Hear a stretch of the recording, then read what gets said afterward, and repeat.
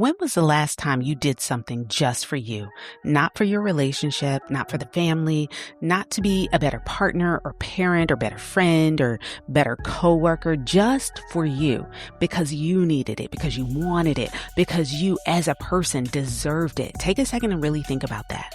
And if you're struggling to come up with an answer, if the last time you genuinely prioritize yourself feels like a long time ago, this episode today is for you, because somewhere along the way, you have become everybody's everything. The strong one, the reliable one, the one who holds it all together, the one people can call when things fall apart, the one who never falls apart herself, at least not where anybody can see it. And in the process of being everything to everybody else, you became nobody's priority, including your own. And that stops today. Let's get into it. Hi, I'm Dr. Tiff, your relationship transformation coach. I've spent the past 20 years working with high-achieving women just like you who are crushing it in every area of their lives, everywhere except their relationships. And look, I get it. Finding the one ain't easy, and relationships are hard. But you know what's even harder? Cycling through the bad ones, or worse, staying in relationships when you already know they're not a good fit.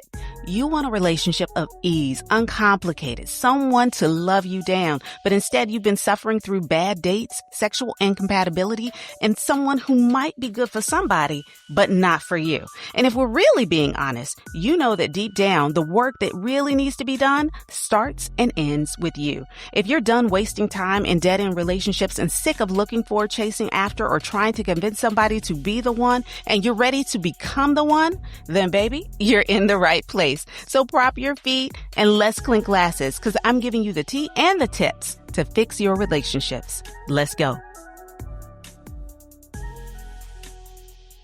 All right. Welcome back to Fix Your Relationships. I'm your host, Dr. Tiff. Thank you guys so much again. Whew, what a week. Y'all are cleaning me out. I'm down to the last maybe one or two. Probably by the time this episode airs, there will be no more signed copies left. So I thank you guys from the bottom of my heart. You still can pre-order. Just go to the website, drtiffanyhenry.com/book to order my new book, Become the One. What If You Were Never the Problem? We're going to talk a little bit more at the end of the show about that.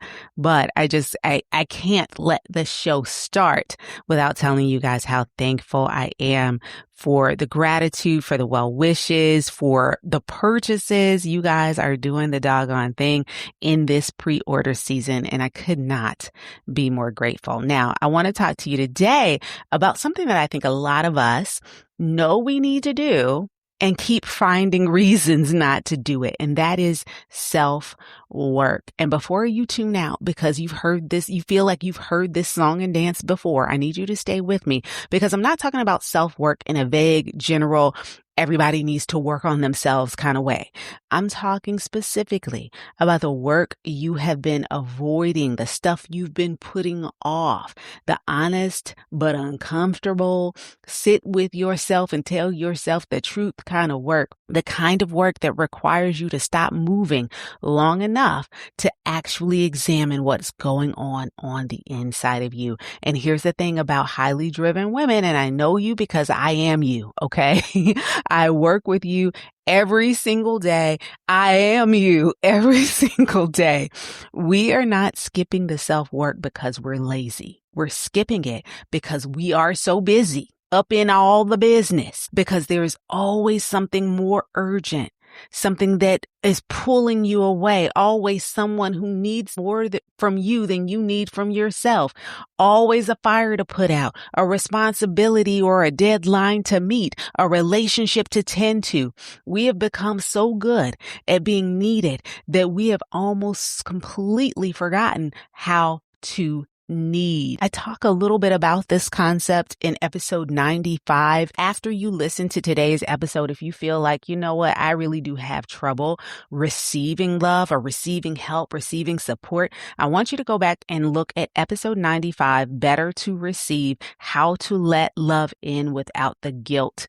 That is the episode that you're going to need in order to tackle what we're talking about here today. It's going to help you out immensely, because the self-work, the real self-work, requires something that most of us have not given ourselves permission to do in a very long time. It requires us to stop. It requires us to look inward, to ask the hard questions and sit with the answers, even when those answers are uncomfortable. It requires us to stop managing everything around us and start actually tending to ourselves. And here's why that matters. Not just for you as a person, but for every relationship in your life. You cannot build something healthy from a depleted, unexamined, untended version of yourself. You can't give what you don't have. You can't offer real intimacy if you don't know who you actually are underneath all the roles that you've been playing. You can't choose well if you've never stopped long enough to figure out what you're actually choosing for. The self-work, ladies, is not optional. It has never been optional. You've just been treating it like it is. I really want to make sure that we anchor today's conversation in scripture, and I want to get to it early. Song of Solomon, chapter 1, verse 6 is where we're looking at today. And if you haven't read Song of Solomon, it's a really beautiful, rich, poetic book of the Bible. And right here in chapter 1, we meet this young woman, the Shulamite woman. I hope I pronounced that correctly. I know my Bible scholars will come in the chat and let me know if I'm not saying it right. Please do. Okay. Y'all know I'm not a Bible scholar. I'm just doing what I do over here. Y'all correct me if I'm wrong. So a Shulamite woman is walking up to a group of women, a group of ladies called the Daughters of Jerusalem. And she is clearly tanned to a crisp. Okay. She's been out in the hot sun for a very long period of time, probably no sunscreen during that day, if you know what I mean. She didn't have a sun hat to shield her from the rays. Okay. She's darker than usual. She knows it. She knows she probably was out in the sun too long and is burnt to a crisp. Okay. And before her homegirls can say anything to her, she checks them and says, you know what? Don't look at me like that. You don't have to stare. I know I look a hot mess. Okay. I've been out in the sun for a long period of time. And so she tries to explain why she's been in the sun. What she tells them is, listen, me and my brothers were beefing. They got really mad at me. And as a result, they threw me out in the sun to make me tend all of the vineyards. I am the keeper of all the vineyards. I'm out here in this hot sun, working all the fields, laboring, tending to everybody else's crops. And that's why I'm walking around here looking like I look, okay, hot and bothered. That is why I am worn out, because I have been assigned to do everybody else's work. And then she says, almost as an aside, almost like she's just now realizing it herself. Here's what she says: but my own vineyard I have not kept. Okay? My own vineyard I have not kept. Our homegirl has been out here keeping everybody else's vineyards, working everybody else's fields, laboring for everybody else's harvest, and her own harvest, her own vineyard has gone completely unattended, not because she doesn't care about it or because it doesn't matter to her, but because there was always somebody else's crops that needed tending to first. Now, she was talking about actual vineyards, okay? Actual fields, the actual sun beating her down. Okay. But the truth of what she said reaches far beyond that moment, because I know a whole lot of women who are living that exact situation right now, not in a vineyard, but perhaps in a marriage where they are doing all of the emotional labor and feel like they're doing it alone. Maybe it's in a friendship where you're always the one who shows up and rarely the one being shown up for, or in your family where you're the backbone, the ATM, the peacemaker, the one who holds it all together while your own needs go unspoken and unmet. Her brothers made her keeper of the vineyards, but her own vineyard, she hadn't kept. That is the conversation we're having today. And here's what I need you to understand about why women like her, women like us, why we keep skipping the self-work. For most of us, it happens gradually. We don't even notice that it's happening. But at some point, you stopped being just a person and you became a function, a doer, a service provider. Perhaps it started with a compliment. "Ooh, girl, you are so good at this. You're so strong. I can always depend on you. You always know just the right thing to say or do." And it felt good being needed in that way. And so you leaned into it. You became the strong one, the responsible one, the peacemaker, the one who holds it all together when everything else is falling apart. And over time, the role that you were playing became your identity. I talk about this on day 10 of Become the One, my new book. And this is a direct quote from the book. The roles you play are not your personality. They are what your history taught you to do. The roles you play are not your personality. They are not fixed facts about who you are handed down from birth. They are adaptations, things you learned to do in response to what your environment required of you, things that kept you safe, things that earned you love, acceptance, belonging in environments where you first learned that being needed meant being valued. The role served a purpose. It may still serve a purpose in certain contexts, but when you cannot turn it off, when the strong one, the reliable one, the one who has it all together is the only version of you that ever shows up, even in the spaces where you should be able to just be yourself, the role has become a cage, and the cage is only comfortable until it's not. And here's what gets tricky. We start to mistake the role for our personality. How many times have we said this? "I'm just a natural caretaker."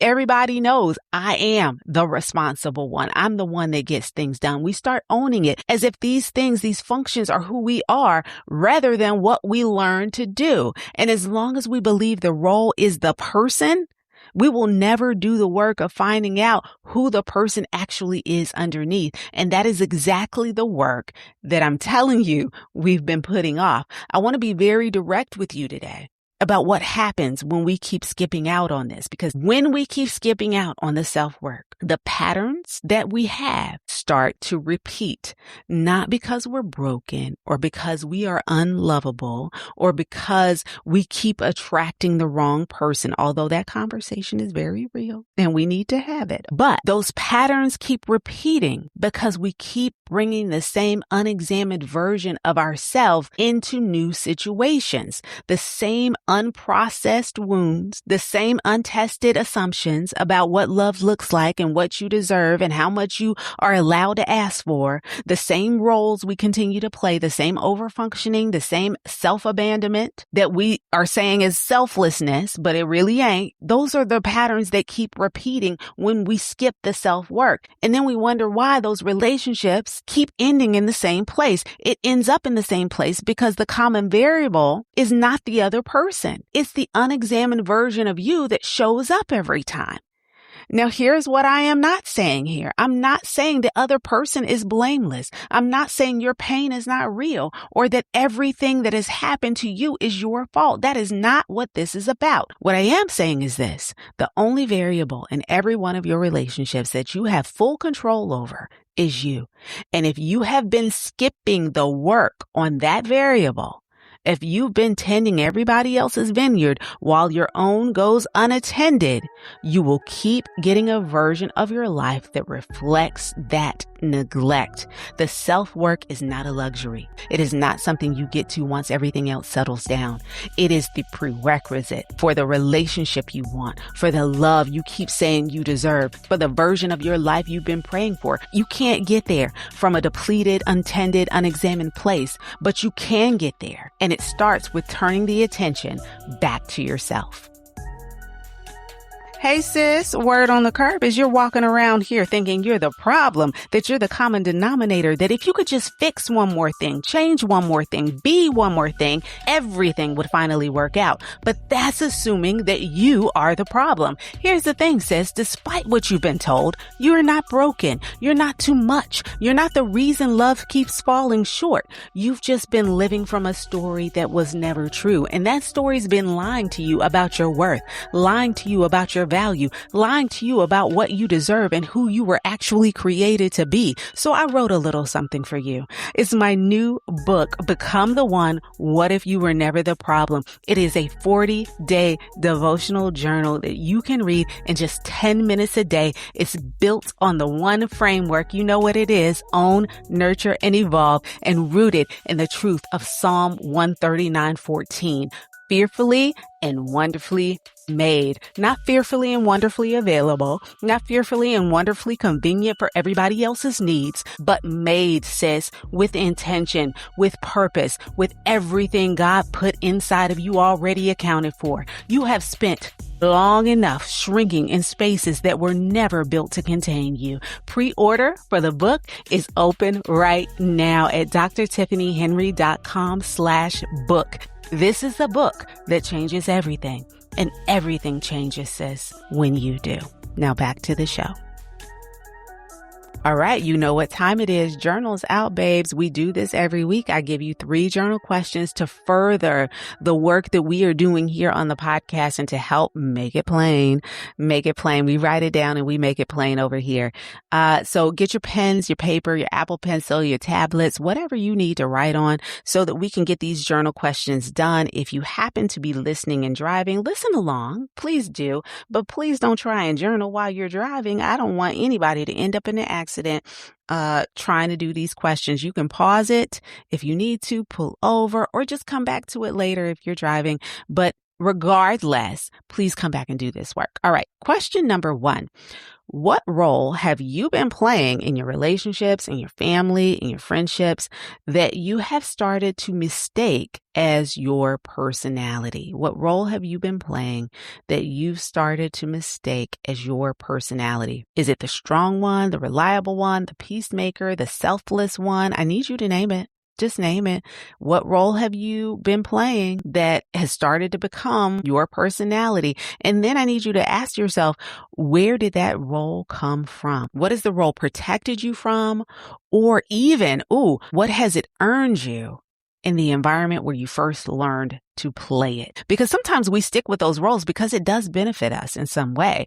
Perhaps it, makes us feel good, makes us feel needed, but maybe it made us some sort of authority. Made people look at us a certain way. Maybe it gave us some sort of recognition that we couldn't get any other way, or validity, All right. Question number 2. Whose vineyard have you been keeping? Whose vineyard have you been keeping? Where have you been pouring your energy, your attention, your emotional labor? And how much of that has been directed back to yourself? Where have you been pouring so much time, energy, determination, labor into something that has taken away from the things that you need to be doing? Be very specific here. Okay. Be honest. I tell you all the time, this is between you and you. Okay. Ain't nobody going to shame you. And I need you to give it a ratio. I want you to say, you know what? I've been spending 80% of my time on this and 20% of my time focused on me. Whatever that ratio is, how much are you spending over there tending to somebody else's vineyard when you haven't kept your own? Okay. And then question number 3, what is the self-work you have been putting off? The actual stuff, not in general, but specifically. What is the thing you need to examine, confront, and do work on that you have been too busy, too tired, too scattered, or too scared to face? Name it. Write it down. Give it its full weight. What is it exactly? Be honest about that. And then here's our one small shift for the week. We do this every week. It's something that you can take with you and do over the next 7 days. It's very small and very doable. I need you to name one thing you've been putting off for yourself and schedule it. It might be the thing that you listed in question number 3, but one thing, one tiny thing that you've been putting off and you need to do, and you're going to schedule it, and you're scheduling it this week. Okay. A specific day, give it a date and give it a very specific time. At 10 a.m. on Tuesday, I'm going to do the thing that I've been putting off. One thing that is entirely for your own growth, your own healing, your own tending. I need you to put it on your calendar the same way you would put on anything else. You refuse to miss. You're making it a priority. You're making you a priority. Now, I really felt like I really needed to have this conversation with you guys today. I had actually planned on doing an entirely different podcast episode, but this feeling that verse from Song of Solomon came up, and it really felt like this was a conversation that needed to be had. And before we leave, there is something else that I want to say to you, that I want to say with love. I'm going to hold your hand, as the kids say today. I'm going to hold your hand while I say this, okay? Because everything that I'm doing really is from a place of love, and it's a place of wanting to see you all win. The ladies that listen to this podcast, I want to see you win in love and in life.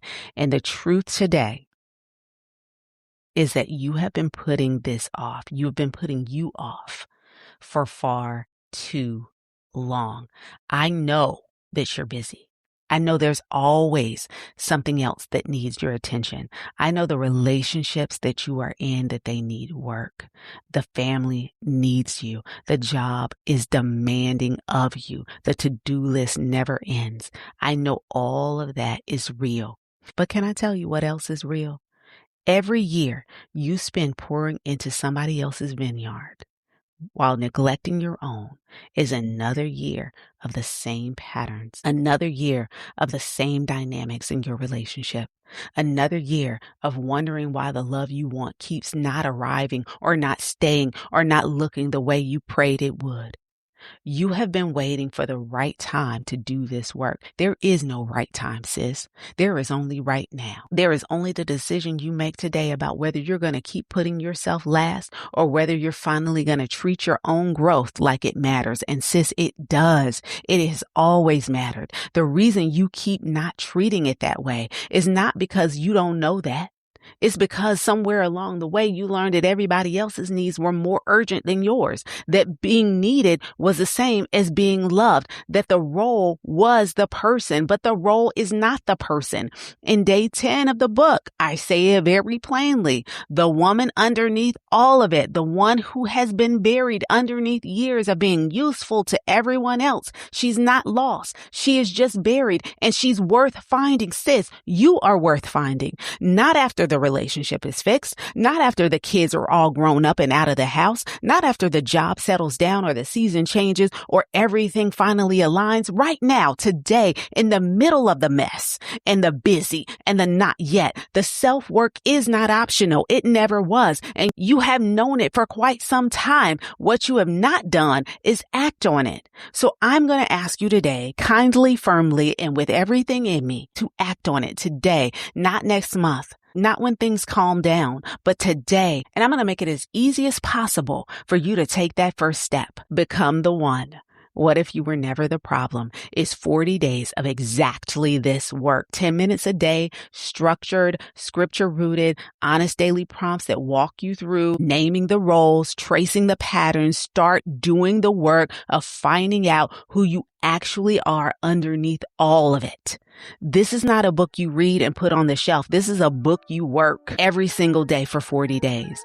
It is the most accessible, most practical next step you can take right now toward the self-work you've been putting off. Pre-order is open. You can order this book today at drtiffanyhenry.com/book. The link is in the show notes, but signed copies are almost gone, but you can still pre-order. Just go to the website, drtiffanyhenry.com/book. Again, I'm going to put that in show notes. And here's the last thing I'm going to say about the verse that we used today, the Song of Solomon verse.